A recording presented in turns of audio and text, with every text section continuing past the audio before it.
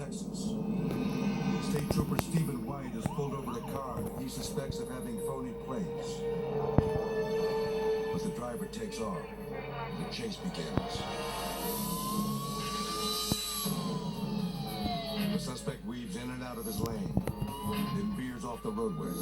At that moment, I felt like he was intoxicated, and every intoxicated driver is potentially a deadly driver. After a low-speed chase, the suspect drives onto the freeway and accelerates. He tries to escape the trooper by passing two vehicles. Then suddenly, he loses control.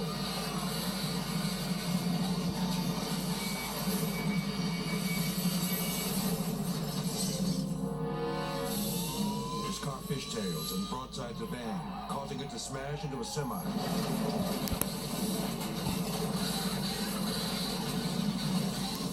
Trooper White is a veteran cop, but even he's stunned like a violent three-car pilot. When I watched the Cadillac strike the side of the van and drive it into the 18-wheeler, I really had a moment of shock. I was not looking forward to going up to those vehicles because I was afraid that someone had been seriously injured. Following procedure, White approaches the suspect's car with his gun drawn. I rushed towards the suspect's vehicle and found him laying on the roof of his vehicle. The driver is not injured. Thankfully, neither are the other motorists. Trucker Mike Wendell recalls feeling helpless at the moment of impact. I felt the van hit me, the truck started going sideways, and I saw the wall coming up, and there was nothing I could do.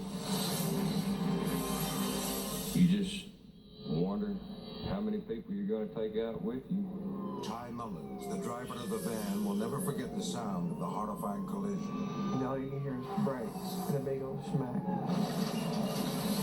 That 18-wheeler ripped up my truck like a can opener.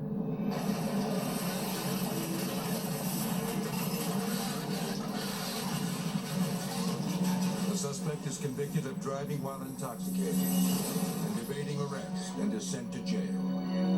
It's a miracle that all three drivers survived.